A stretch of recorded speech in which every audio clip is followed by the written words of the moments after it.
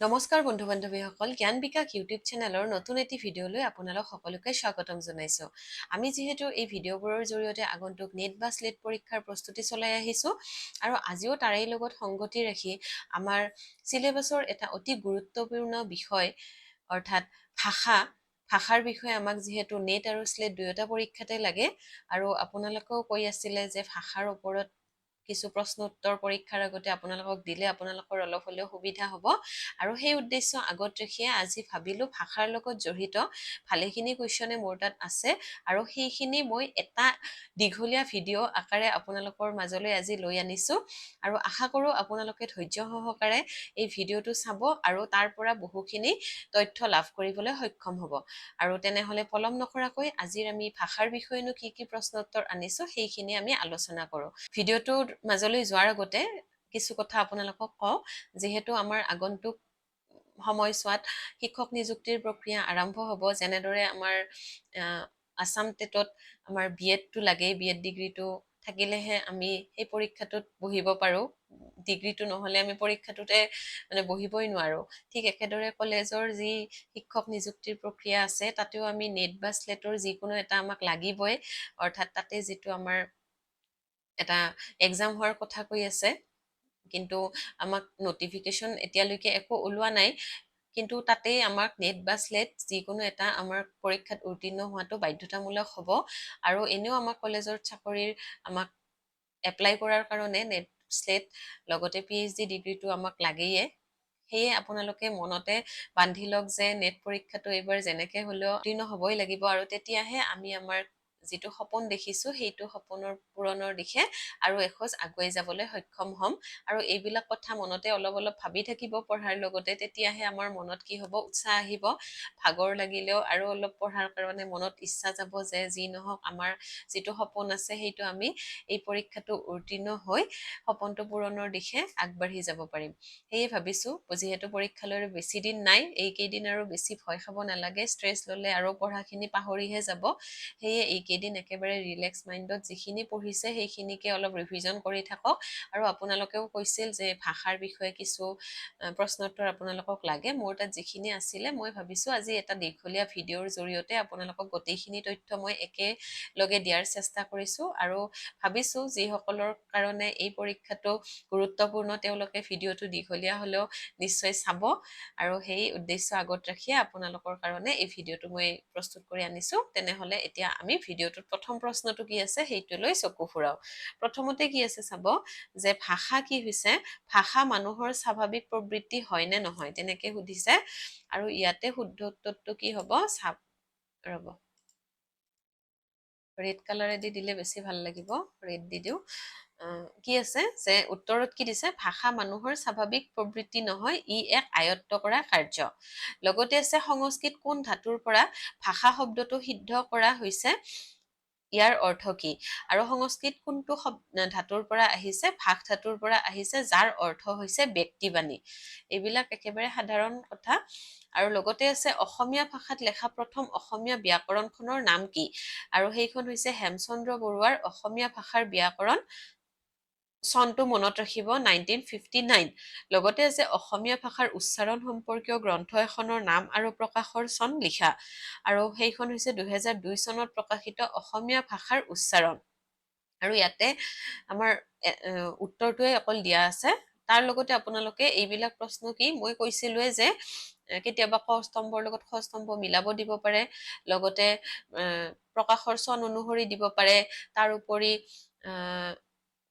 গ্ৰন্থখনৰ লিখক কোন আছিল তেনেকেও প্ৰশ্ন সুধিব পাৰে গতিকে প্ৰশ্নটোৰ উত্তৰটো জানিলে প্ৰশ্নটো যেনেকে আহিলেও আমি শুদ্ধ কৰাৰ কাৰণে আগবাঢ়িব পাৰিম আৰু এতিয়া আছে পৃথিৱীৰ ভাষা পৰিয়ালবোৰৰ ভিতৰত বৃহৎ ভাষা পৰিয়াল কোনটো এইটো হৈছে ইণ্ডো ইউৰোপীয় ভাষা পৰিয়াল লগতে আছে ইণ্ডো ইউৰোপীয় ভাষা পৰিয়ালৰ মূল ভাষা বুলি কোনটো ভাষাৰ নাম শেহতীয়া আৱিষ্কাৰে পৰিষ্কাৰ কৰিছে বুলি জনা যায় আৰু সেইটো হৈছে হিত্তি ভাষা তাৰ পৰৱৰ্তী প্ৰশ্নটোত আছে যে ইণ্ডো ইউৰোপীয় ভাষা পৰিয়ালৰ পিছত জনসংখ্যাৰ ফালৰ পৰা দ্বিতীয় বৃহৎ ভাষা পৰিয়ালটো কি সেইটো হৈছে চীন তিব্বতীয় ভাষা পৰিয়াল লগতে আছে পৃথিৱীৰ সৰ্ববৃহৎ ভাষা পৰিয়াল কোনটো সেইটো হৈছে চীনা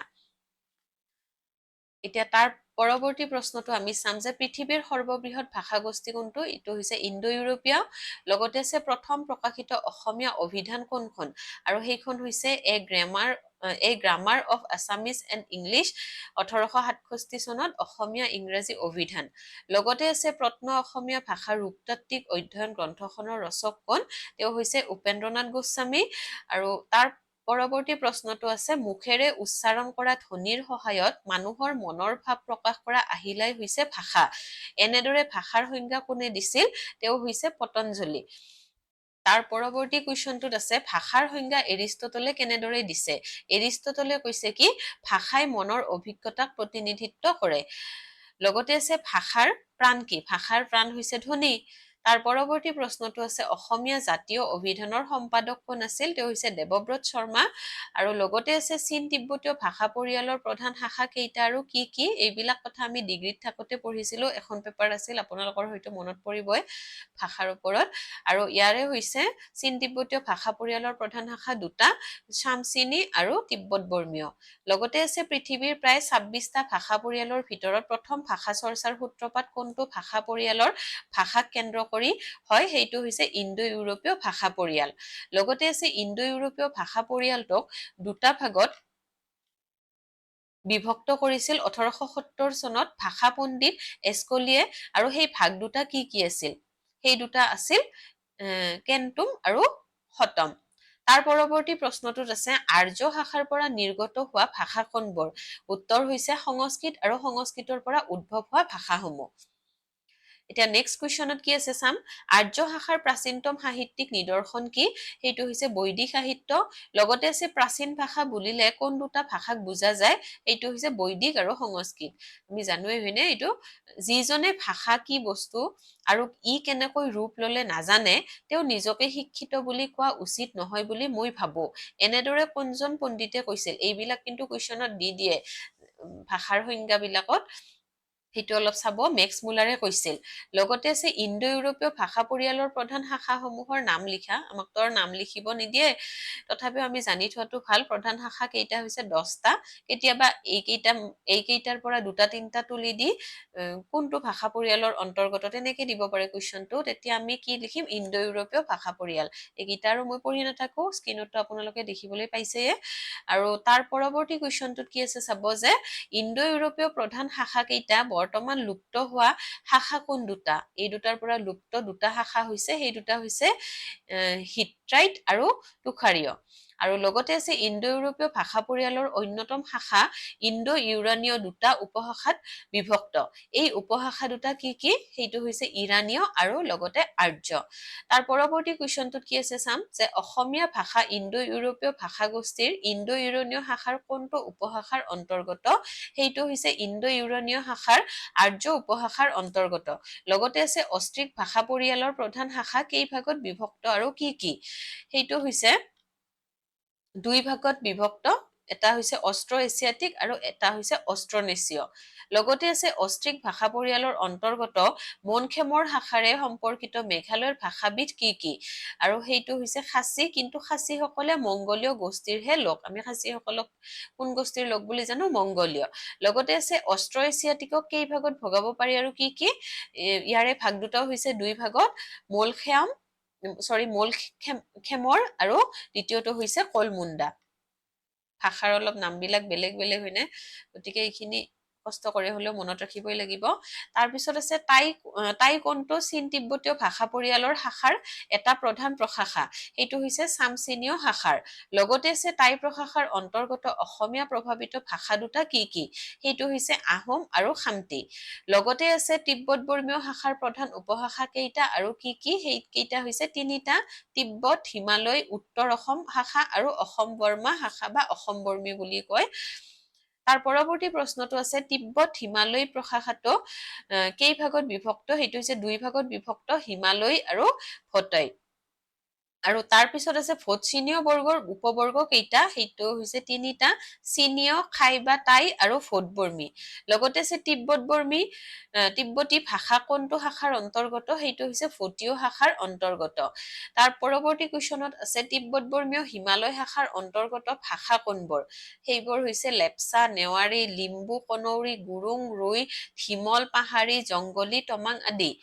এইকেইটা হৈছে তিব্বত-বৰ্মীয় হিমালয় শাখাৰ অন্তৰ্গত ভাষা। তাৰ পৰৱৰ্তী কুৱেশ্যনত কি আছে যে ভাৰতৰ উত্তৰ পূৰ্বাঞ্চলৰ খামা, খাম্বা, মোনপা, চেৰডুকপেন আদি ভাষা কোন শাখাৰ অন্তৰ্গত বুলি ধৰা হয়, আৰু সেইটো হৈছে ভোটীয় শাখাৰ। তাৰ পৰৱৰ্তী প্ৰশ্নটো আছে যে বড়ো, নগা আৰু কুকি-চীন এই তিনিটা শাখা তিব্বত-বৰ্মীয় শাখাটোৰ কোন প্ৰশাখাৰ অন্তৰ্গত, সেইটো হৈছে অসম বৰ্মা প্ৰশাখাৰ। তাৰ পৰৱৰ্তী প্ৰশ্নটো আছে তিব্বত-বৰ্মীয় উত্তৰ অসম আৰু উত্তৰ পূব সীমান্ত শাখাৰ অন্তৰ্গত ভাষা কোনবোৰ, আৰু সেইবোৰ হৈছে মিচিং, গালং আদি, অকা, নিচি, আপাতানি, মিত্ৰং, চিংফৌ তথা অৰুণাচল আৰু অসমৰ ভাষাসমূহ এইবোৰৰ অন্তৰ্গত। তাৰ পৰৱৰ্তী কুৱেশ্যনত কি আছে যে মধ্য ভাৰতীয় আৰ্য ভাষাৰ প্ৰধান স্তৰ কেইটা, আৰু সেইকেইটা হৈছে তিনিটা, আদি প্ৰাকৃত, ইয়াতে সময়খিনি আছে, লগতে আছে মধ্য প্ৰাকৃত, আৰু তৃতীয়তে আছে অন্ত প্ৰাকৃত বা অপভ্ৰংশ। গতিকে এইখিনি ভালদৰে চাই ল'ব। এতিয়া তাৰ পৰৱৰ্তী কুৱেশ্যন কি আছে সেইখিনি আমি চাম যে ইংৰাজী ভাষাৰ ইণ্ডো ইউৰোপীয় ভাষা পৰিয়ালৰ কোনটো শাখাৰ পৰা ওলাইছে বুলি জনা যায়। ইংৰাজী ভাষাটো এইটো হৈছে জাৰ্মানিক শাখাৰ পৰা। তাৰ পৰৱৰ্তী প্ৰশ্নটো আছে ইণ্ডো ইৰানীয় শাখাৰ প্ৰধান উপশাখা কেইটা আৰু কি কি, এইটো হৈছে 4টা। কি কি হ'ব, ভাৰতীয়, আৰ্য, দৰ্দীয় আৰু ইৰানীয়। লগতে আছে দ্ৰাবিড় ভাষাবৰ্গৰ অন্তৰ্গত প্ৰধান ভাষা কোনবোৰ, সেইকেইটা হৈছে তামিল, তেলেগু, কানাড়ী আৰু মালায়ালম ইত্যাদি। তাৰ পৰৱৰ্তী কুৱেশ্যনত আছে ভাৰত ইউৰোপীয় আৰু ইণ্ডো ইউৰোপীয় ভাষা পৰিয়ালৰ প্ৰাচীনতম নিদৰ্শন কি, আৰু সেইটো হৈছে প্ৰথমে ঋগ্বেদৰ প্ৰাচীন কবিতাবোৰ খ্ৰীষ্টপূৰ্ব 1200 শতাব্দী। এতিয়া তাৰ পৰৱৰ্তী প্ৰশ্নত কি আছে আমি চাম যে বৈদিক যুগৰ বৈদিক সাহিত্যৰ ভাষাৰ উপৰিও মানুহৰ মুখত প্ৰচলিত কথিত ভাষাটোক কোনজন বৈয়াকৰণিকে ব্যাকৰণৰ সূত্ৰৰে গাঁঠিছিল, আৰু তেওঁ হৈছে বৈয়াকৰণিক পাণিনিয়ে। তেওঁ কথিত ভাষাটো ব্যাকৰণৰ সূত্ৰৰে খটুৱাই সংস্কৃত নামেৰে নামকৰণ কৰিছিল। গতিকে কোনে কৰিছিল, বৈয়াকৰণিক পাণিনিয়ে। পাণিনিৰ নামটো আমি শুনিছোৱে। এতিয়া পাণিনিৰ কথা ইয়াতে আছে। পাণিনি কোন শতিকাৰ বৈয়াকৰণিক, পাণিনি কোন শতিকাৰ, 5ম শতিকাৰ বৈয়াকৰণিক, আৰু তেওঁৰ এখন বিখ্যাত ব্যাকৰণ আছিল, সেইখন হৈছে পাণিনিৰ ব্যাকৰণখনৰ নাম কি, অষ্টাধ্যায়ী। কেতিয়াবা মিলাবও দিব পাৰে আৰু লগতে ডাইৰেক্ট প্ৰশ্ন আকাৰেও দিব পাৰে। আৰু তাৰ পৰৱৰ্তী প্ৰশ্নত কি আছে চাম যে আমেৰিকাৰ ভাষা বিজ্ঞানী ব্লুমফিল্ডে পাণিনিৰ ব্যাকৰণখনক কি বুলি কৈছে, আৰু তেওঁ মানৱ বুদ্ধিমত্তাৰ সৰ্বকৃষ্ট নিদৰ্শন বুলি কৈছে। কোনে কৈছিল আৰু কিহক কৈছিল, সেইটো মনত ৰাখিব। লগতে আছে পাণিনিৰ ব্যাকৰণৰ বিৰূপ মন্তব্য প্ৰকাশ কৰা বৈয়াকৰণিকজনৰ নাম কোন আছিল, কাত্যায়ন। তেওঁ মানে বিৰূপ মন্তব্য প্ৰকাশ কৰিছিল। তাৰ পৰৱৰ্তী প্ৰশ্ন আছে পাণিনিৰ অষ্টাধ্যায়ীৰ সংক্ষিপ্ততা সাধন কৰা ভাৰতীয় ব্যাকৰণৰ ধাৰাটো কি বোলা হয়, সেইটো হৈছে চান্দ্ৰ ধাৰা। তাৰপিছত আছে চান্দ্ৰধাৰাৰ প্ৰবক্তক কোন, তেওঁ হৈছে চন্দ্ৰ গোস্বামী। লগতে আছে ইউৰোপীয় ভাষা চিন্তাৰ উল্লেখ ঘটোৱা ব্যক্তিগৰাকী কোন, তেওঁ হৈছে দাৰ্শনিক প্লেটো। আজি অলপ সোনকালে পঢ়ি গৈছো কাৰণ বহুকেইটা প্ৰশ্নোত্তৰ আছে, লাহে লাহে কলে আমাৰ ভিডিঅ'টো আৰু বহুত বেছি দীঘলীয়া হৈ যাব, সেয়ে আপোনালোকে অলপ মন দি নিজে শুনাৰ চেষ্টা কৰিব। তাৰপিছত আছে ফাৰ্ষ্ট ইনভেষ্টিগেটেড দ্য পটেনচিয়েলিটিজ অফ গ্ৰামাৰ বুলি কাক কোৱা হয়, আৰু সেইটো কাক আছিল, প্লেটো। তাৰপিছত আছে ভাৰতীয় আৰ্য ভাষাৰ বুৰঞ্জীক কেইভাগত ভাগ কৰা হৈছে আৰু কি কি, সেইটো হৈছে 3টা ভাগত, প্ৰাচীন ভাৰতীয় আৰ্য, মধ্য ভাৰতীয় আৰ্য ভাষা আৰু নব্য ভাৰতীয় আৰ্য ভাষা। এইকেইটাতো আমি জানোৱে হয়নে, একেবাৰে সহজ পাই থকা বিষয় কেইটা। তাৰপিছত আদি প্ৰাকৃতৰ প্ৰথম সাহিত্যিক ৰূপ বা সাহিত্যৰ ভাষা কোনটো, সেইটো হৈছে পালি ভাষা। লগতে আছে পালি ভাষাৰ প্ৰথম নিদৰ্শন ক'ত পোৱা যায়, এইটো মনত ৰাখিব, অশোকৰ শিলালিপি আৰু স্তম্ভলিপিত পোৱা যায়। তাৰ পৰৱৰ্তী কুৱেশ্যনত আছে পালি ভাষা কোন দুটা প্ৰাকৃতৰ মিশ্ৰণ বুলি জনা যায়, আৰু সেই দুটা হৈছে দক্ষিণ পশ্চিমা আৰু প্ৰাচ্য মধ্যা। লগতে আছে পালি কি ভাষা, পালি এবিধ মিশ্ৰ ভাষা।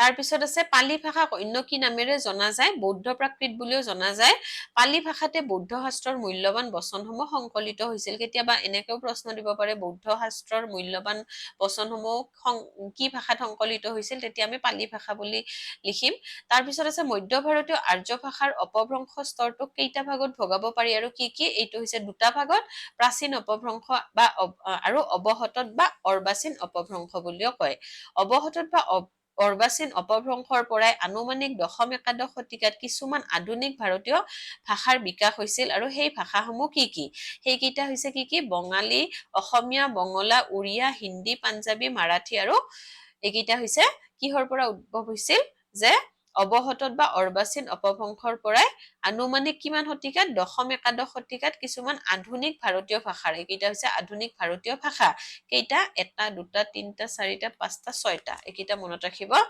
তাৰ পিছত আছে সাহিত্যিক প্ৰাকৃত কেইটা আৰু কি এইকেইটাৰো গুৰুত্বপূৰ্ণ সাহিত্যিক প্ৰাকৃত হৈছে পাঁচটা মহাৰাষ্ট্ৰীয় সৌৰসেনী পৈশাচী মাগধী আৰু অৰ্ধমাগধী এইবিলাক বিষয় আমি পঢ়ি অহাই আপোনালোকে যদি ভালদৰে মনত কৰে নিশ্চয় মনত পৰিব তাৰ পিছত আছে a language is a system of arbitrary vocal symbols by which members of a social group cooperate and interact এনেদৰে কোনে ভাষাৰ সূত্ৰ দিছে আৰু ভাষাৰ সূত্ৰ এনেদৰে কোনে দিছিল ষ্টুডভেনে দিছিল তাৰ পিছত আছে ব্যক্তিবাণীৰ অৰ্থ কি ব্যক্তবাণী অৰ্থ কি ব্যক্তবাণী হৈছে স্পষ্ট আৰু পূৰ্ণ অভিব্যঞ্জনা তাৰ পৰৱৰ্তী কুৱেশ্যনত আছে ভাষাৰ অধ্যয়ন মানে কি এইবিলাকৰো নাহে তথাপিও জানাটো দৰকাৰ যে কোনো ধ্বনি আৰু কোনো অৰ্থৰ মাজত থকা সংযোগৰ অধ্যয়ন আৰু ব্লুমফিল্ডে লেংগুৱেজ গ্ৰন্থত উল্লেখ কৰিছে কোনখন ইয়াতে এটা বেলেগ তথ্য পালো যে লেংগুৱেজ গ্ৰন্থখন কাৰ ব্লুমফিল্ডৰ সেইটো মনত ৰাখিব তাৰ পিছত আছে ভাষা শব্দৰ প্ৰয়োগ মানুহৰ ভাষাৰ বাহিৰে ভাৱ প্ৰকাশৰ আন মাধ্যমৰ ক্ষেত্ৰত প্ৰযোজ্য হয়নে ইয়াতে উত্তৰটো কি হ'ব যে প্ৰযোজ্য নহয় তাৰ পৰৱৰ্তী কুৱেশ্যনত কি আছে আমি চাম যে দ্ৰাবিড়ীয় ভাষাত লিংগ ভিত্তি কেনেকুৱা আৰু সেইটো হৈছে প্ৰাণিত্ব আৰু অপ্ৰাণিত্ব লগতে আছে ভাষা পৰিৱৰ্তনৰ ৰূপ কেইটা আৰু কি এই দুটা হৈছে দুটা বহিৰূপ আৰু অন্তৰূপ তাৰ পৰৱৰ্তী কুৱেশ্যনত আছে ভাষাৰ বহিৰূপ সলনি হোৱাৰ মূলতে কি বুলি কোৱা হয় সেইটো হৈছে ভাষা ধাৰ কৰা নীতি তাৰ পিছত আছে ভাষা ধাৰ কৰা নীতি মানে কি যে ধ্বনি শব্দ গঠন প্ৰণালী আৰু শব্দাৱলীৰ ধাৰ এইকেইটাক কি কয় ভাষা ধাৰ বুলি কয় এতিয়া আছে এটা ভাষাই আন এটা ভাষাৰ পৰা শব্দ ধাৰ কৰাৰ কাৰণটো কিহৰ কাৰণে ধাৰ কৰে যে আৱশ্যকতা বা অভাৱ পূৰণৰ অভিপ্ৰায় যেনে আমি পইচাৰ অভাৱ হলে কি আনৰ পৰা ধাৰ কৰো ঠিক একেদৰে কি আছে এটা ভাষায়ো আন এটা ভাষাৰ পৰা শব্দ কিছুমান ধাৰ কৰে অভাৱত পৰিহে মানুহে ধাৰ কৰে গতিকে ভাষা বা শব্দ আমি কি অভাৱত পৰিহে ধাৰ কৰো তাৰ পিছত আছে বড়ো ভাষাৰ প্ৰধান উপভাষা কেইটা এইবিলাক মনত ৰাখিব এইবিলাকৰ পৰা কুৱেশ্যন আহে চাৰিটা বড়ো ভাষাৰ প্ৰধান ভাষা কোনবোৰ গাৰো কাৰ্বি ডিমাচা তিৱাক দেউৰী কছাৰী মেচ ৰাভা ত্ৰিপুৰী বা কোকবৰক ভাষা মিকিৰ লালুং আদি মেচ ভাষা ক'ত প্ৰচলিত সেইটো হৈছে পশ্চিম বংগ আৰু নাগালেণ্ডত লগতে আছে মেচ ভাষা কোন ভাষাৰ উপভাষা বুলি ধৰা হৈছে বড়ো ভাষাৰ উপভাষা আমি অলপ আগতে পাইছোৱে হয়নে এতিয়া নেক্সট কুৱেশ্যনত কি আছে চাব বড়ো ভাষাই বড়ো মান্য ভাষাৰ মৰ্যাদা লাভ কৰা অঞ্চল কোনটো আৰু সেইটো হৈছে কোকৰাঝাৰ অঞ্চলটো তাৰ পৰৱৰ্তী কুৱেশ্যনত আছে কোনটো ভাষা বড়োবৰ্গীয় ভাষাসমূহৰ আটাইতকৈ প্ৰাচীন আৰু মূলৰ নিচেই ওচৰ চপা আৰু সেইটো হৈছে দেউৰী বা চুতীয়া ভাষা আৰু ভাষাৰ ওপৰত বহুখিনি ভিডিঅ' আমাৰ এই চেনেলটোত আছে থিয়ৰী হিচাপত দিয়া আছিলে বড়ো ৰাভা মিচিং গাৰো এনেকুৱা ধৰণৰ ভাষাৰ ডিমাচা ভাষাৰ বিষয়ে তেওঁলোকৰ খাদ্যভাগ কি আছিল সেইবিলাকৰ বিষয়ে বহুখিনি তথ্য দিয়া আছে যিহেতু পৰীক্ষালৈ বেছি দিন নাইয়ে আপোনালোকে নিশ্চয় সেইবিলাক ভিডিঅ' চাইছে আৰু চোৱা নাই যদি এবাৰ হ'লেও চাব সময় থাকোতে অলপ এতিয়া তাৰ পিছত আছে কোন ৰাজ্যত কোকবৰক ভাষা প্ৰচলিত কোকবৰক ভাষা হৈছে ত্ৰিপুৰাত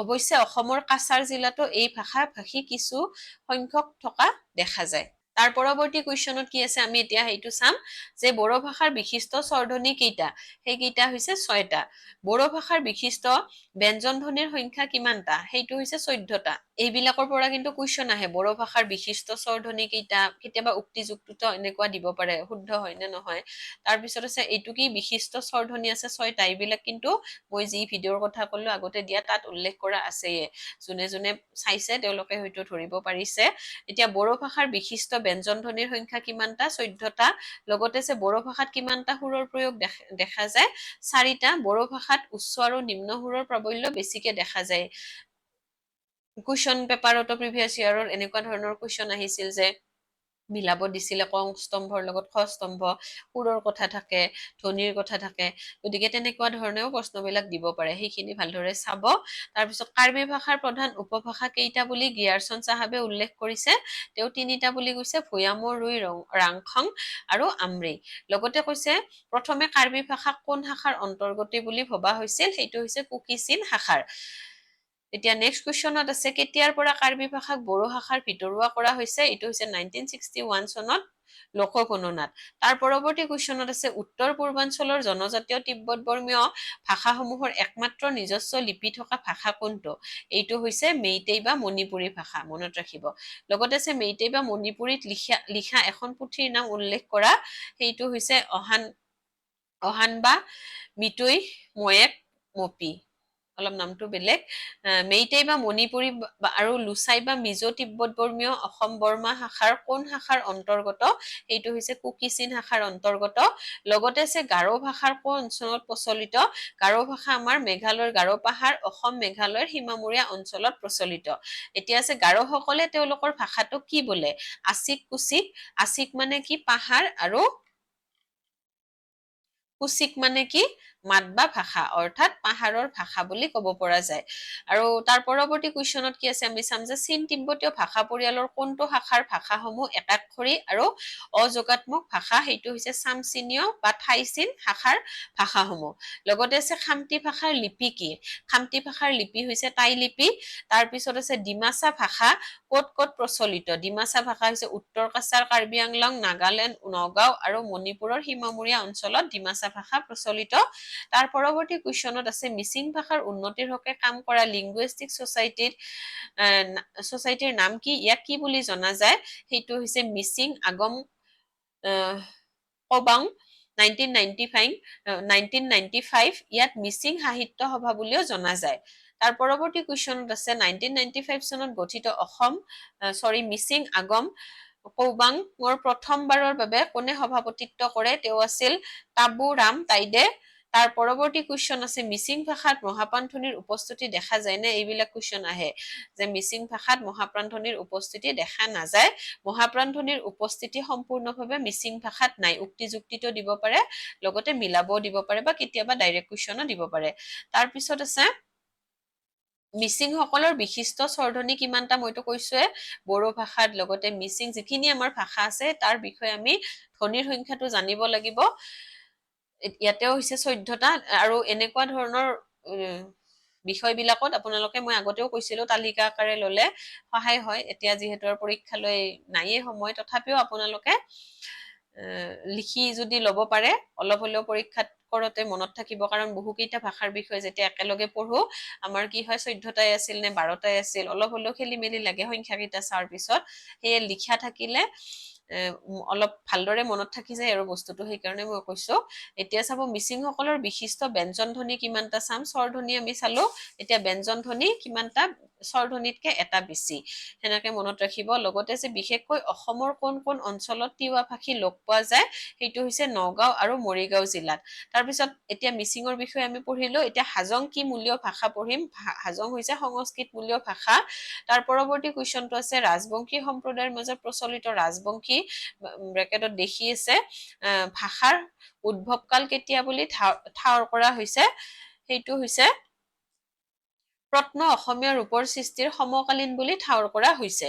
তাৰ পৰৱৰ্তী কুৱেশ্যনত আছে আহোম ভাষাটো মৃতপাই যদিও বৰ্তমান কাৰ মাজত প্ৰচলিত থকা দেখা যায় এতিয়াতো আৰু আহোম ভাষা প্ৰচলিত নহয় তথাপিও কাৰ মাজত প্ৰচলিত হৈ আছে আহোমৰ পুৰোহিত শ্ৰেণীৰ মাজত ব্ৰেকেটত আছে দেওধাই মোহন বাইলুং সকলৰ মাজত এতিয়া তাৰ পৰৱৰ্তী কুৱেশ্যন আছে পূজা পাতলৰ সময়ত আহোম ভাষা তাইৰ ব্যৱহাৰ এতিয়াও আছে নে আছে বিষ্ণুপ্ৰিয়া মণিপুৰী বা মায়ং ভাষাৰ স্বতন্ত্ৰ ভাষা হয় নে নহয়? এইটো এটা স্বতন্ত্ৰ ভাষা হয়, ই অসমীয়া ভাষাৰ নিকট সম্পৰ্কীয় ভাষা। এতিয়া নাগামিজ কি? নাগামিজৰ নামটো হয়তো বহুতে শুনিছেয়ে, যে নাগামিজ হৈছে অসমীয়া আৰু নাগালেণ্ডৰ নগা ভাষাৰ মিশ্ৰণত সৃষ্টি হোৱা নাগালেণ্ডৰ সংযোগী ভাষাটোৰ নাম হৈছে নাগামিজ। আৰু নাগামিজ ভাষাটো প্ৰথম ক'ত মুদ্ৰিত হৈছে? সেইটো হৈছে কহিমাত অনাতাঁৰ কেন্দ্ৰত প্ৰথম মুদ্ৰিত হৈছে। তাৰ পৰৱৰ্তী কুৱেশ্যনটো আছে নেফামিজ আৰু অৰুণামিজ কি? নেফামিজ আৰু অৰুণামিজ হৈছে অৰুণাচল প্ৰদেশত প্ৰচলিত অসমীয়া ভাষাটো নেফামিজ আৰু বা অৰুণামিজ বুলি কয়। ইও অৰুণাচলৰ এটা সংযোগী ভাষা। এতিয়া আমি তাৰ পৰৱৰ্তী কুৱেশ্যনত কি আছে সেইটো চাম, যে বিষ্ণুপ্ৰিয়া মণিপুৰী বা মায়াং ভাষা কোন কোন অঞ্চলত সিঁচৰিত হৈ আছে? সেইটো হৈছে মণিপুৰ, অসম, ত্ৰিপুৰা, বাংলাদেশ, মেঘালয়, অৰুণাচল আৰু নাগালেণ্ডৰ কিছু কিছু অঞ্চলত সিঁচৰিত হৈ আছে। এতিয়া নেক্সট কুৱেশ্যনত আমি চাম ভাষাৰ প্ৰধান উপাদান কেইটা আৰু কি কি? ভাষাৰ প্ৰধান উপাদান হৈছে 4টা: ধ্বনি, ৰূপ, বাক্য আৰু অৰ্থ। আৰু ইমানলৈকে চাই যদি ভিডিঅ'টো লাইক কৰা নাই, লাইকটো কৰি দিয়ক। তাৰপিছত আমি আৰু নেক্সট কুৱেশ্যনত যাম। এতিয়া ভাগৰ লাগিলেও উপায় নাই, আজি পৰীক্ষা বুলি আপোনালোকে অলপ বেছিকে ভিডিঅ'টো সময় দিয়ক। এতিয়া চাব যে আন্তঃৰাষ্ট্ৰীয় ভাষা কৃত্ৰিম হ'ব পাৰে নে? আন্তঃৰাষ্ট্ৰীয় ভাষা এটা কৃত্ৰিম হ'ব পাৰে। কেইবিধমান কৃত্ৰিম আন্তঃৰাষ্ট্ৰীয় ভাষাৰ নাম লিখা। ইয়াতে আছে কৃত্ৰিম আন্তঃৰাষ্ট্ৰীয় ভাষা ইডো, গ্লোৰো, নেভিয়ল, ভোলাভক ইত্যাদি। এতিয়া মৰিচাছ ক্ৰেঅল কোন অঞ্চলৰ ভাষা? মৰিচাছ ভাষা, এতিয়া চাব মৰিচাছ ভাষা ক'ৰ পৰা উৎপত্তি হৈছে? ই ফৰাচীৰ পৰা উৎপন্ন হৈছে। এতিয়া চাবা এস্পিৰেণ্টো কি? ইয়াক কোনে আৱিষ্কাৰ কৰিছিল? এস্পিৰেণ্টো হৈছে এটা কৃত্ৰিম আন্তঃৰাষ্ট্ৰীয় ভাষা। 1887 চনত প্ৰখ্যাত ভাষাবিদ ডক্টৰ জমেনহফে আৱিষ্কাৰ কৰিছিল। এতিয়া তাৰ পৰৱৰ্তী কুৱেশ্যনত কি আছে চাব, যে পিজিন ভাষা বুলিলে কি বুজা? পিজিন হৈছে বিশেষ পৰিস্থিতিত ব্যৱহাৰিক আৱশ্যকতাৰ খাতিৰত পাৰস্পৰিক ভাৱ বিনিময়ৰ মাধ্যমৰ হিচাপে উৎপন্ন হোৱা মিশ্ৰিত কৃত্ৰিম ভাষা পিজিন ভাষা। কেতিয়াবা দি দিব পাৰে পিজিন ভাষা, আমি যিহেতু বহুতে হয়তো নামটো আজি ফাৰ্ষ্ট শুনিছে। এতিয়া কৃত্ৰিম পিজিন ভাষাবোৰ স্থায়ী নে? এইটো হৈছে অস্থায়ী। এতিয়া পিজিন ভাষাসমূহ গঠন প্ৰণালী কেনেধৰণৰ? সেইটো হৈছে সৰল আৰু সংক্ষিপ্ত ধৰণৰ। ব্যাকৰণৰ জটিল নিয়ম এই ভাষাসমূহত নাথাকে। কেতিয়াবা এইটো পিজিনৰ বিষয়েদি উক্তি যুক্তিটো দিব পাৰে এইখিনি কথা, গতিকে আমি অলপ জানিলেহে উক্তি যুক্তি কৰাত শুদ্ধ হ'ব। এতিয়া চাবা উপভাষাৰ ইংৰাজী প্ৰতিশব্দ কি? ডাইলেক্ট। এই শব্দটো গ্ৰীক ভাষাৰ পৰা আহিছে। কেতিয়াবা কোন ভাষাৰ পৰা আহিছে সেইটো দিব পাৰে। আৰু ভাৰতীয় যাযাবৰী গুপ্ত ভাষাৰ বিষয়ে গ্ৰিয়াৰচন চাহাবে তেখেতৰ মতে কেইটা বুলি উল্লেখ কৰিছে? আৰু সেইটো হৈছে 12টা। তাৰ পৰৱৰ্তী কুৱেশ্যনত আছে ভাষা মানৱীয় অনুষ্ঠান, মানৱৰ বিকাশৰ লগতে ইয়াৰো বিকাশ আৰু পৰিৱৰ্তন হ'ব, গতিকে কৃত্ৰিম ভাষা বিফলতা অৱশ্যম্ভাৱী এনেদৰে কোনে কৈছিল? আৰু এনেদৰে কৈছিল ডক্টৰ JS তাৰাপাৰৱালাই। আৰু লগতে আছে বৰ্গ ভাষা স্থানীয় হয়নে? ইয়াৰে উত্তৰটো হ'ব বৰ্গ ভাষা স্থানীয় নহয়। তাৰ পৰৱৰ্তী কুৱেশ্যনত আছে ভাৰতবৰ্ষত উপভাষা অধ্যয়নৰ সূচনা কোনে কৰিছিল? আৰু তেওঁ হৈছে ভাষাতত্ত্ববিদ গ্ৰিয়াৰচনে তেখেতৰ মূল্যৱান গ্ৰন্থ লিংগুইষ্টিক ছাৰ্ভে অফ ইণ্ডিয়াৰ জৰিয়তে, ইয়াতে কিতাপখনৰ নাম মনত ৰাখিব যে লিংগুইষ্টিক ছাৰ্ভে অফ ইণ্ডিয়া গ্ৰন্থৰখন কাৰ আছিল? এইটো হৈছে ভাষাতত্ত্ববিদ গ্ৰিয়াৰচন। তাৰপিছত আছে আধুনিক ভাষা বিজ্ঞানৰ পিতৃস্বৰূপ কোন? এইটো কুৱেশ্যন ইম্পৰ্টেণ্ট। এইটো হৈছে ফাৰ্ডিনাণ্ড ছোছৰ। তাৰপিছত আছে ফাৰ্ডিনাণ্ড ছোছৰ কোন? তেওঁ হৈছে ছুইজাৰলেণ্ডৰ ভাষা বিজ্ঞানী। তাৰ পৰৱৰ্তী কুৱেশ্যনটো আছে যে উপভাষা অধ্যয়নৰ সূচনা কোনে কৰিছিল আৰু কেতিয়া? তেওঁ হৈছে জাৰ্মান উপভাষাবিদ জৰ্জ ৱেংকাৰে 1876 চনত জাৰ্মান উপভাষাৰ অধ্যয়নৰ মাজেৰে। তাৰপিছত আছে বৰ্গ ভাষাৰ সৃষ্টিৰ উদ্দেশ্য কি? আৰু সেইটো হৈছে বুদ্ধিৰ শ্ৰেষ্ঠতা প্ৰদৰ্শন কৰা। তাৰ পৰৱৰ্তী কুৱেশ্যনত আছে ভিছলামাৰ নামৰ পিজিন ভাষাটো ক'ত প্ৰচলিত আৰু ইয়াত উৎপন্ন ক'ৰ পৰা হৈছে? আৰু এইটো হৈছে প্ৰশান্ত মহাসাগৰৰ পশ্চিম দ্বীপবোৰত প্ৰচলিত আৰু ইয়াত ইংৰাজী ভাষাৰ ৰূপৰ পৰা উৎপত্তি হৈছে। এইখিনি আমি পঢ়িলো। এতিয়া তাৰ পৰৱৰ্তী আৰু কি কুৱেশ্যন আছে সেইকেইটা চাওঁ, যে অসমীয়া ভাষাৰ উপভাষাক কেইটা ভাগত ভগাব পাৰি আৰু কি এইবিলাক আহি থকা প্ৰশ্ন। অসমীয়া ভাষাৰ উপভাষাক বিভিন্নজনে বিভিন্ন ধৰণে ভাগ কৰিছে। ডক্টৰ বাণীকান্ত কাকতিয়ে অসমীয়া ভাষাৰ উপভাষাক প্ৰধানতে দুটা ভাগত ভাগ কৰিছে।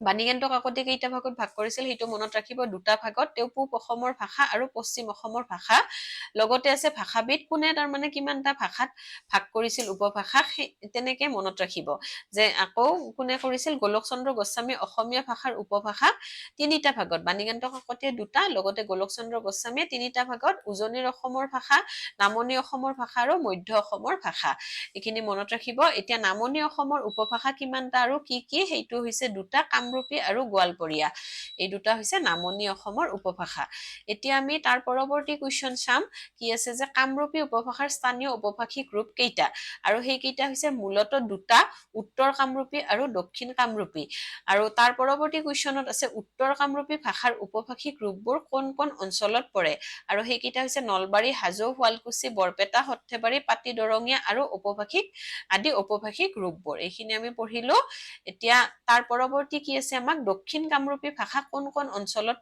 পৰে অৰ্থাৎ প্ৰচলিত হৈছে সেইটো আছে যে পলাশবৰীয়া বক অঞ্চল ডিমৰীয়া আৰু গুৱাহাটী আদি স্থানীয় ৰূপ দক্ষিণ কামৰূপত পৰে এইখিনি পঢ়িলো এতিয়া তাৰ পৰৱৰ্তী কুৱেশ্যনত কি আছে আমি চাম যে গোৱালপৰীয়া উপভাষাৰ স্থানীয় উপভাষিক ৰূপ কিমানটা এইটো হৈছে দুটা পূব আৰু পশ্চিম গোৱালপৰীয়া তাৰ পৰৱৰ্তী কুৱেশ্যনত আছে যে মান্য অসমীয়াত শাখাত শব্দৰ কোন অক্ষৰত পৰে এইটো এবাৰ কুৱেশ্যনত আহিছিল এইটো হৈছে উপাধা অক্ষৰত পৰে আৰু কেতিয়াবা সত্য হয় নে নহয় কথাষাৰ তেনেকেও দিব পাৰে গতিকে উত্তৰটো জানিলে আমি প্ৰশ্নটো যেনেকে আহিলেও কৰিবই পাৰিম আৰু কামৰূপী উপভাষাত শাখাত শব্দৰ কোন অক্ষৰত পৰে এইটো ইম্পৰ্টেণ্ট এইটো হৈছে আদি অক্ষৰত পৰে এইটো উপাধা অক্ষৰ এইটো হৈছে আদি অক্ষৰ এতিয়া চাব কামৰূপী উপভাষাত বিশিষ্ট স্বৰধ্বনি কিমানটা এইবিলাকতো লাগিয়ে থাকে এইকেইটা হৈছে 7টা কি কি অ আ হস্ৰ ই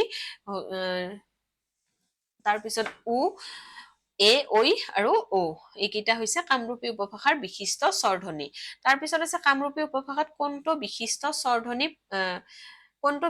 স্বৰধ্বনি পোৱা নাযায় সুধিছে আৰু এইটো হৈছে কামৰূপী উপভাষাত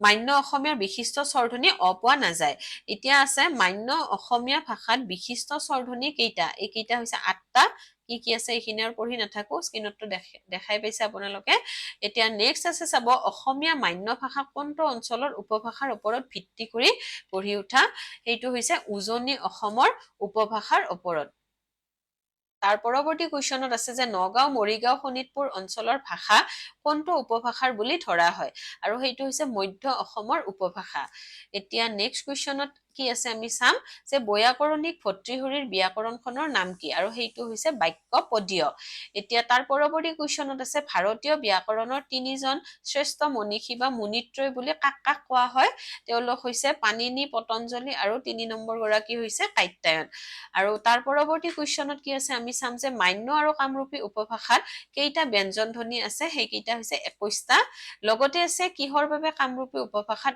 অপনিহিত সংখ্যা অধিক অপিনিহিতৰ সংখ্যা অধিক হ'ব অপিনিহিত হ'ব এইটো এতিয়া আছে শাখাঘাতৰ কাৰণে সংখ্যাটো অধিক এতিয়া আছে অসমীয়া ভাষাৰ উৎপত্তি কেতিয়া হয় 1000 খ্ৰীষ্টাব্দৰ ওচৰা ওচৰিকৈ অন্যান্য নব্য ভাৰতীয় আৰ্য ভাষাৰ লগে লগে অসমীয়া ভাষাৰো উৎপত্তি হয় এতিয়া তাৰ পৰৱৰ্তী প্ৰশ্নটোত কি আছে আমি চাম যে মধ্য ভাৰতীয় আৰ্য ভাষাৰ তৃতীয় স্তৰটো কি ৰূপে পৰিচিত সেইটো হৈছে অপভ্ৰংশ আৰু ই প্ৰাকৃতৰ বিৱৰ্তনৰ শেষ স্তৰ ইয়াতে নেক্সট কুৱেশ্যন চাব যে পৈশাচী প্ৰাকৃতৰ নিদৰ্শন ক'ত পোৱা যায়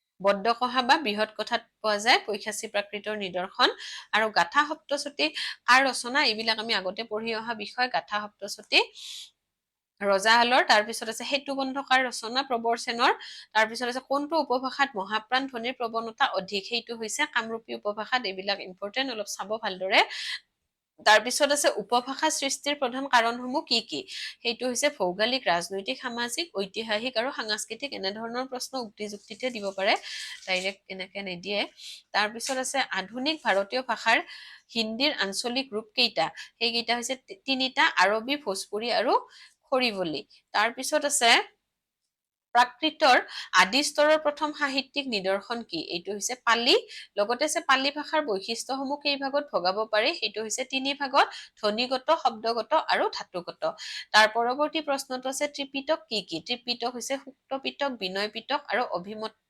অভিধম্ম পিটক। এতিয়া নেক্সট কুৱেশ্যনত আছে পালি সাহিত্যৰ প্ৰথম স্তৰ কোনটো? পালি সাহিত্যৰ প্ৰথম স্তৰ হৈছে বুদ্ধদেৱৰ সময়ত ৰচনা কৰা পালি গাথা বিলাকেই পালি সাহিত্যৰ প্ৰথম স্তৰ। তাৰ পৰৱৰ্তী কুৱেশ্যনত আছে পালি ভাষাত স্বৰধ্বনি কেইটা আৰু কি কি? সেইকেইটা হৈছে 8টা, এইকেইটা। তাৰ পৰৱৰ্তী প্ৰশ্নত কি আছে আমি চাম যে পালি সাহিত্যৰ ক্ৰমবিকাশৰ স্তৰ কেইটা আৰু কি কি? গাথা সাহিত্যৰ স্তৰ বা যুগ, ত্ৰিপিটক সাহিত্যৰ স্তৰ, সাহিত্যিক প্ৰভাৱৰ স্তৰ, লগতে টিকা আৰু ব্যাখ্যা স্তৰ, এইকেইটা হৈছে পালি সাহিত্যৰ ক্ৰমবিকাশৰ স্তৰ। এতিয়া আমি পঢ়িম যে ৰূপ অনুসৰি পালি সাহিত্য কেইভাগত বিভক্ত আৰু কি কি? ৰূপ অনুসৰি পালি সাহিত্য 2 ভাগত বিভক্ত, ত্ৰিপিটক আৰু ত্ৰিপিটক বহিৰ্ভূত। এতিয়া ত্ৰিপিটক কি? ত্ৰিপিটক হৈছে বৌদ্ধ ধৰ্মৰ মূল শাস্ত্ৰ। ত্ৰিপিটক বুদ্ধ বচন ৰূপেও খ্যাত। লগতে আছে ত্ৰিপিটক দৰাচলতে 3খন পিটকৰ সমষ্টি। শব্দটো আছে যিহেতু 3খন। তাৰপিছত আছে প্ৰত্ন অসমীয়া ভাষাৰ প্ৰথম সাহিত্যিক নিদৰ্শন কি? এইটো প্ৰশ্ন মনত ৰাখিবলগীয়া। চৰ্যাপদ কিমান শতিকাৰ ভিতৰত ৰচনা কৰা সেইটো চাব। 8মৰ পৰা 12 শতিকাৰ ভিতৰৰ ৰচনা। এতিয়া নেক্সট কুৱেশ্যন আছে। নেক্সট কুৱেশ্যনত কি আছে চাব যে পাঞ্জাৱৰ প্ৰধান ভাষা কি? পশ্চিমা পাঞ্জাবী বা লহন্দী আৰু পূৰ্বী পাঞ্জাবী। লগতে আছে উপভাষা সৃষ্টিৰ মূল কাৰণ বুলি কি কাৰণ বুলি ক'ব পাৰো? সেইটো হৈছে মানুহৰ মাজত আহ-যাহ বা যোগাযোগৰ অভাৱ।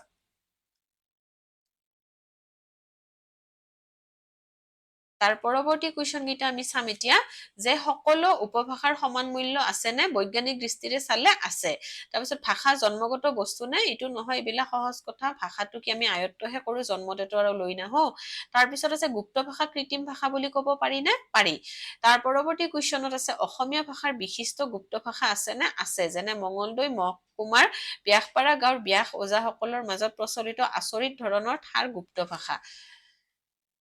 এতিয়া আমি কি পঢ়িম? মালায়ালাম পঢ়িম। মালায়ালাম ভাষা ক'ৰ পৰা ওলাইছে? সেইটো হৈছে তামিলৰ পৰা ওলাইছে মালায়ালাম। লগতে আছে দ্ৰাবিড়ীয় ভাষাত মূৰ্ধন্য ধ্বনিৰ প্ৰাধান্য কেনেধৰণৰ? এইটো হৈছে বেছি।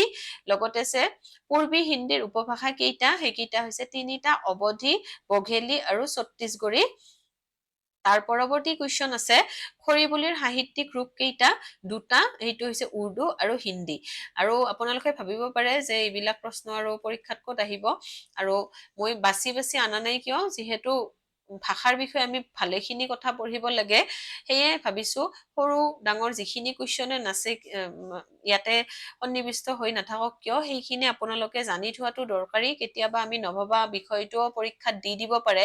সেয়ে যিহেতু তথ্যখিনি মোৰ তাত আছে, মই আৰু তাৰ পৰা কাটি কুটি মই নিজাকে কুৱেশ্যন কেনেকুৱা আহিব সেইখিনি আৰু বেছি কৰা নাই। কাৰণ কি সেইটোতো আৰু আমি ক'ব নোৱাৰো যে এইটো কুৱেশ্যন নাহে, এইটো আহিব। আৰু প্ৰশ্নবিলাক দেখিলে আপোনালোকে বুজিব পাৰিব। ইমানখিনিলৈকেতো আৰু আইডিয়া এটা হৈছে যে পৰীক্ষাত কেনেধৰণৰ প্ৰশ্ন আহে। আৰু যিবিলাক ভাবে যে এইখিনি আৰু বেছি দৰকাৰী নহয়, সেইখিনি বেছি মনোযোগেৰে আপোনালোকে নপঢ়িব। কিন্তু মই যিখিনি কথা কৈছো ভিডিঅ'টো প্ৰশ্নকেইটা কৈ যাওঁৰ লগতে যে আমি স্বৰ-ব্যঞ্জন ধ্বনিৰ সংখ্যা পঢ়িব লাগিব, লগতে উপভাষাৰ লগত জড়িত ইণ্ডো ইউৰোপীয়ৰ যিখিনি কথা প্ৰথমতে পঢ়িলো, তাৰ মাজৰ পৰাও 2-এটা কুৱেশ্যন দি দিয়ে। এতিয়া আমি সেইখিনি নিজেও অলপ আইডিয়া কৰিব পাৰিব লাগিব, কাৰণ আমিতো পৰীক্ষা এটা দিবলৈ গ'লে নিজৰ পৰাও কিছু চেষ্টা লাগিব। সেয়ে আপোনালোকে নাভাবিব আৰু যে গোটেইবিলাক প্ৰশ্ন এনেকে মুখস্থ মাতাৰ দৰে পঢ়ি আছে। ইয়াৰ মাজৰ পৰা আপোনালোকে যদি ভালদৰে এইখিনি প্ৰশ্ন উত্তৰ কৰিব পাৰে, তেনেহলে পৰীক্ষা হলত নিশ্চয় ইয়াৰ পৰা কেইবাটা প্ৰশ্ন আপোনালোকে দেখিবলৈ পাব বুলি মই ভাবো, আৰু আপোনালোকে নিশ্চয় সেইখিনি কাম কৰিব। এতিয়া চাব যে চেমীয় পৰিয়ালৰ ভিতৰত শ্ৰেষ্ঠ ভাষা কোনটো? সেইটো হৈছে আৰবী ভাষা। ইয়াৰ ভাষাৰ প্ৰাচীনতম নিদৰ্শন 328 খ্ৰীষ্টাব্দত পোৱা যায়। তাৰপিছত আছে মিচিং ভাষাত মহাপ্ৰাণ ধ্বনি আছেনে? অলপ আগতে ক'লো এনেকুৱা প্ৰশ্নবিলাক অলপ গুৰুত্বপূৰ্ণ নাই। লগতে আছে ককবৰক ভাষাটো কোন ভাষাগোষ্ঠীৰ অন্তৰ্গত? সেইটো হৈছে চীন তিব্বতীয়। লগতে আছে অসমীয়া ভাষাৰ মূল কি? সেইটো হৈছে প্ৰাচ্য মাগধী।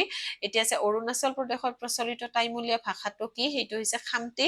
তাৰ পৰৱৰ্তী কুৱেশ্যনত আছে সংস্কৃত ভাষাৰ দন্ত আৰু মূৰ্ধন্য ধ্বনিবোৰ অসমীয়া ভাষাত দন্তমূলীয় হোৱাৰ কাৰণ কি? সেইটো হৈছে চীন তিব্বতীয় ভাষাৰ প্ৰভাৱ। কেতিয়াবা এই বাক্যটোকে উক্তি যুক্তিত দি দিব পাৰে যে চীন তিব্বতীয় ভাষাৰ প্ৰভাৱৰ ফলতেই কি হৈছে যে সংস্কৃত ভাষাৰ দন্ত আৰু মূৰ্ধন্য ধ্বনিবোৰ অসমীয়া ভাষাত দন্তমূলীয় হয়। তেতিয়া আমি এই কথাটো যদি জানো, তেতিয়া উত্তৰটো কৰাত একেবাৰে সহজ হ'ব।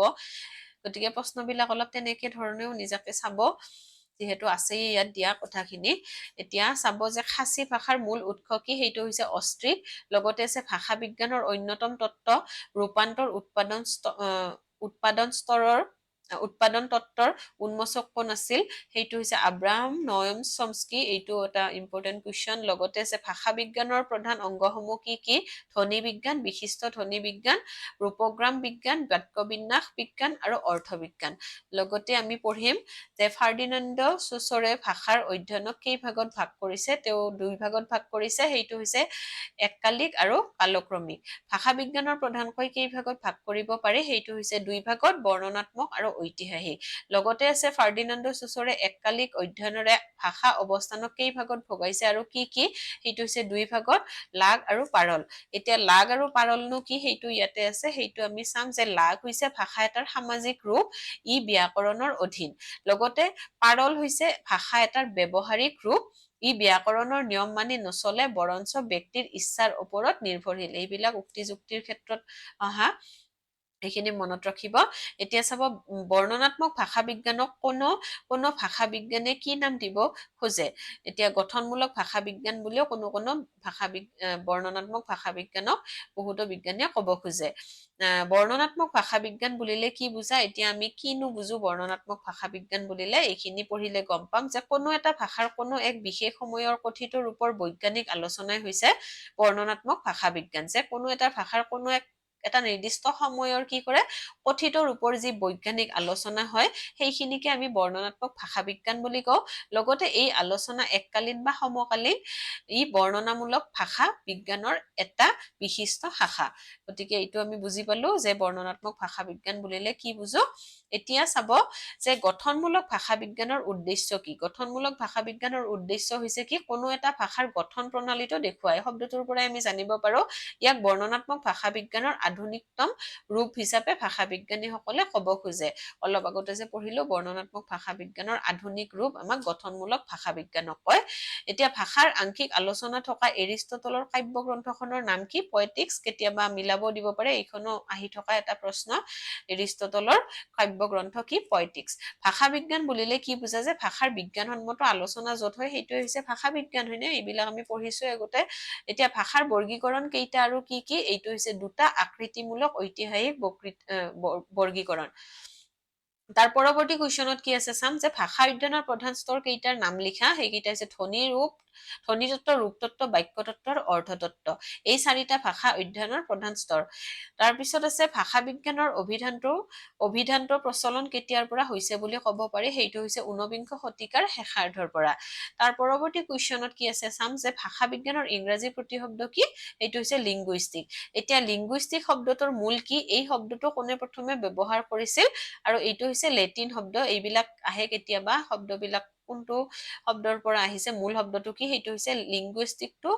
লেটিনৰ পৰা আহিছে আৰু লেটিনৰ কি শব্দৰ পৰা আহিছে লিংগুয়া যাৰ অৰ্থ মাত কথা আৰু ইষ্টিক্স অৰ্থাৎ যাৰ অৰ্থ তত্ত্ব বা জ্ঞান গতিকে ইয়াৰ ব্যুৎপত্তিগত অৰ্থ হল ভাষাৰ জ্ঞানক আমি লিংগুইষ্টিক্স বুলি কওঁ এতিয়া আছে আকৃতিমূলক বৰ্গীকৰণ কি সেইটো হৈছে ৰূপ ৰচনা ব্যাকৰণ বাক্য ৰচনাক কেন্দ্ৰ কৰি কৰা ভাষাৰ বৰ্গীকৰণেই হৈছে আকৃতিমূলক বৰ্গীকৰণ ঐতিহাসিক ভাষা বিজ্ঞান কাক বোলে ঐতিহাসিক ভাষা বিজ্ঞান হৈছে ভাষাৰ ক্ৰমবিৱৰ্তনৰ ধাৰা আলোচনা কৰা ভাষা বিজ্ঞানৰ বিভাগটোক ঐতিহাসিক ভাষা বিজ্ঞান বোলে এইখিনি আমি চালো এতিয়া নেক্সট আমি চাম ভাষা বিজ্ঞানৰ আলোচনাই কাৰ হাতত সমৃদ্ধি লাভ কৰে সেইটো হৈছে বিংশ শতিকাৰ সময়ছোৱাত ইউৰোপ আৰু আমেৰিকাৰ পণ্ডিতসকলৰ হাতত এতিয়া নেক্সট কুৱেশ্যনত কি আছে চাম যে ভাষা তত্ত্বৰ আলোচনাৰ সমৃদ্ধি কেতিয়া কাৰ হাতত ঘটিছিল সেইটো হৈছে অষ্টাদশ শতিকাত জাৰ্মান পণ্ডিতসকলৰ হাতত ঘটিছিল এতিয়া নেক্সট কুৱেশ্যনত কি আছে আমি চাম যে ভাষা বিজ্ঞান আৰু ভাষা তত্ত্ব একেনে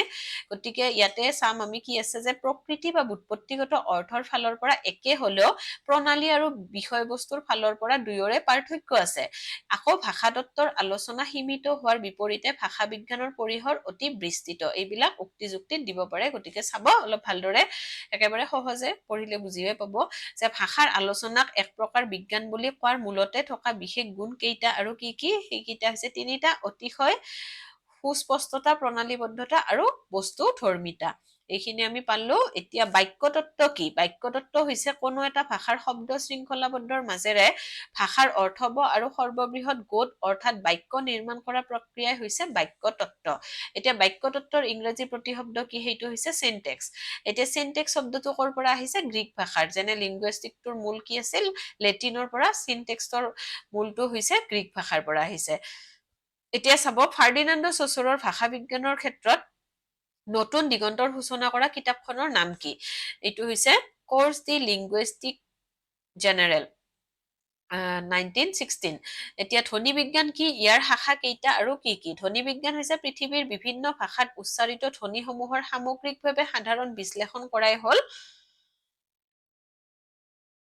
ধ্বনি বিজ্ঞান আৰু ইয়াৰ শাখা কেইটা তিনিটা সেইকেইটা হৈছে উচ্চাৰণাত্মক ধ্বনি বিজ্ঞান সংবহনিক বা তৰংগ ধ্বনি বিজ্ঞান আৰু শ্ৰৱণাত্মক ধ্বনি বিজ্ঞান এইটো আমি পালো ধ্বনি বিজ্ঞানৰ প্ৰকাৰ ধ্বনি তত্ত্ব কি এতিয়া চাব কোনো এটা নিৰ্দিষ্ট ভাষাত উচ্চাৰিত ধ্বনিসমূহৰ প্ৰণালীবদ্ধ আলোচনাই হৈছে ধ্বনি তত্ত্ব এতিয়া নেক্সট কুৱেশ্যনত আছে ধ্বনি বিজ্ঞানৰ কোনটো শাখাক যান্ত্ৰিক ধ্বনি বিজ্ঞান বা প্ৰায়োগিক ধ্বনি বিজ্ঞান বুলি কোৱা হয় সেইটো হৈছে সংবহনিক ধ্বনি বিজ্ঞানক কাৰণ এই শাখাটোত বাগধ্বনিৰ ভৌতিক গুণ সম্পৰ্কে অধ্যয়ন কৰোতে নানাবিধ যন্ত্ৰৰ সহায় লোৱা হয় এইখিনি আমি পালো এতিয়া আমি পঢ়িম যে সাংবহনিক ধ্বনি বিজ্ঞানক ইংৰাজীত কি বোলে একুইষ্টিক ফনেটিক্স আৰু লগতে আছে বাগযন্ত্ৰৰ সম্পূৰ্ণ আলোচনা ধ্বনি বিজ্ঞানৰ কোনটো শাখাত কৰা হয় সেইটো হৈছে উচ্চাৰণাত্মক ধ্বনি বিজ্ঞানত তাৰ পিছত আছে ব্যাকৰণ শব্দৰ প্ৰথম উল্লেখ কোনখন গ্ৰন্থত পোৱা যায় সেইটো হৈছে অথৰ্ববেদৰ গোপদ ব্ৰাহ্মণ গ্ৰন্থত এতিয়া চাব ব্যাকৰণৰ ইংৰাজী প্ৰতিশব্দ গ্ৰামাৰ শব্দৰ মূল কি শব্দটো কি ভাষাৰ মাজেৰে ইংৰাজী ভাষালৈ আহিছে এইটো হৈছে গ্ৰামাৰ শব্দৰ মূল গ্ৰীক এইটো হৈছে গ্ৰীক শব্দৰ গ্ৰামেটিক শব্দৰ পৰা আহিছে এইটো লেটিন ভাষাৰ মাজেৰে ইংৰাজী ভাষালৈ আহিছে তাৰ পিছত আছে গ্ৰীক ভাষাৰ প্ৰথম বৈয়াকৰণ কোন এইটো হৈছে ডিঅনুচিয়াছ থাক্স তাৰ পিছত আছে গ্ৰীক ভাষাৰ প্ৰথম ব্যাকৰণখনৰ নাম কি সেইটো হৈছে ডিঅনাচিয়াছ থাস্কৰ টেকনে গ্ৰামেটিকা ৰূপ বা প্ৰকৃতি কি ৰূপ বা প্ৰকৃতি হৈছে বৰ্ণ বা বৰ্ণ সমষ্টিৰ দ্বাৰা নিৰ্মিত ভাষাৰ অৰ্থৱক ক্ষুদ্ৰতম গোটটোৱে হৈছে ৰূপ বা প্ৰকৃতি এইবিলাক আমি পঢ়ি আহিছো আগতে এতিয়া বেছি আৰু কুৱেশ্যন নাই এইকেইটা অলপমান চাওক যে ভাষাৰ প্ৰাকৃতিসমূহৰ মূল প্ৰাকৃতিটোক কি বোলা হয় সেইটো হৈছে প্ৰকৃতি এতিয়া প্ৰকৃতিবোৰক কেন্দ্ৰ কৰি আন আন প্ৰাকৃতিকবোৰৰ সংযোগ হয় আৰু অৰ্থৱহ ৰূপৰ সৃষ্টি হয় এতিয়া প্ৰাকৃতি বিজ্ঞান কি প্ৰাকৃতি বিজ্ঞান ৰূপতত্ত্বৰ অন্তৰ্গত এক বিষয় কোনো ভাষাৰ ৰূপৰ প্ৰকৃতি নিৰ্ণয় কৰি তাৰ পৰিৱেশগত বৈচিত্ৰ্য আদিৰ আলোচনাই হৈছে প্ৰাকৃতি বিজ্ঞান লগতে আছে সৰ্গ কি সৰ্গ হৈছে মূল প্ৰাকৃতি বা প্ৰাকৃতৰ লগত যিবোৰ প্ৰাকৃতি যুক্ত হৈ অৰ্থৱহ ৰূপৰ সৃষ্টিত সহযোগী হৈ থাকে সেই প্ৰাকৃতিকবোৰকে কি বোলা হয় সৰ্গ বোলা হয় যেনে উদাহৰণস্বৰূপে খেতিয়ক শব্দটোত খেত যোগ হস্বই যোগ অক আছে হয়নে ইয়াতে কি হ'ব হস্বই আৰু অক হল মূল প্ৰকৃতি বা প্ৰকৃতি আৰু খেতৰ লগত সংযোগ হোৱা সৰ্গ বা প্ৰকৃতি নিশ্চয় এইটো বুজিব পাৰিছে এতিয়া সৰ্গবোৰক ব্যৱহাৰৰ স্থান অনুযায়ী কেইটা ভাগত ভাগ কৰা হয় সেইটো হৈছে তিনিটা ভাগত ভাগ কৰা হৈছে উপসৰ্গ অনুসৰ্গ আৰু অন্তসৰ্গ বা মধ্যসৰ্গ এতিয়া তাৰ পৰৱৰ্তী কুৱেশ্যনত কি আছে আমি চাম যে সৰ্গৰ গুণগত শ্ৰেণী বিভাজন কেই ভাগত ভাগ কৰা হৈছে সেইটো হৈছে দুটা ভাগত প্ৰত্যয় আৰু বিভক্তি তাৰ পৰৱৰ্তী প্ৰশ্নটো আছে যে প্ৰকৃতৰ আগত বহা সৰ্গবোৰক কি বোলে সেইবিলাক হৈছে উপসৰ্গ আৰু অনুসৰ্গ বা পৰসৰ্গ ক'ত বহে প্ৰকৃতিৰ পিছত বহে আৰু অনুসৰ্গ উপসৰ্গ আমি 11-12ত পঢ়ি আহিছোৱে সেইবিলাক কি যেনে উপসৰ্গ আগত বহে অনুসৰ্গটো কি হয় সদায় পিছত বহে আমি নাম দুটাৰ পৰাই জানো আৰু ইয়াৰ উদাহৰণ বিলাক কেনেকুৱা আছিল আপোনালোকে নিজাকে এইখিনি মনত কৰিবচোন একেবাৰে সহজ কথা তাৰ পিছত আজিৰ ভিডিঅ'টোৰ একেবাৰে শেষৰটো কুৱেশ্যন যে অন্তসৰ্গ বা মধ্যসৰ্গ কাক বোলে যে যিবোৰ সৰ্গ প্ৰকৃতিৰ আগত বা পাছত নবহি মধ্যভাগত প্ৰকৃতিৰ দুভাগ কৰি তাৰ মাজত সময় পৰে সেইবোৰ সৰ্গকে মধ্যসৰ্গ বা অন্তসৰ্গ বোলে এইখিনিয়ে আজিৰ ভিডিঅ'টোৰ কাৰণে মই প্ৰশ্নোত্তৰ আপোনালোকৰ মাজলৈ লৈ আনিছিলো আৰু ভিডিঅ'টো দীঘলীয়া হৈছে আৰু উপায় নাই পৰীক্ষাৰ কাৰণে এইখিনি সময় আৰু ধৈৰ্য আমাক লাগিবই আৰু আপোনালোকে নিজাকেও যিখিনি পাৰে যিহেতু পৰীক্ষাটো ভাল কৰাৰ কাৰণে সকলোৱে চেষ্টা কৰি আছে নিশ্চয় প্ৰস্তুতি আপোনালোকৰ ভালেই চলি আছে আৰু মোৰ ফালৰ পৰা যিমানখিনি পাৰিছো মই পৰীক্ষাৰ আগলৈকে দিয়াৰ চেষ্টা কৰি আহিছো আৰু যিহেতু বেছি দিন নাই এই কেইদিনে আপোনালোকে ভালদৰে পঢ়া শুনাত মনোযোগ দিয়ক আৰু পৰীক্ষাটো সকলোৰে ভাল হোৱাৰ কামনা কৰি আজিৰ ভিডিঅ'টো মই ইয়াতে সামৰিছো আৰু ভিডিঅ'টো যদি ভাল পাইছে তেনেহ'লে লাইক কৰিব শ্বেয়াৰ কৰিব আৰু চেনেলটো ছাবস্ক্ৰাইব কৰি দিবলৈ নাপাহৰিব ধন্যবাদ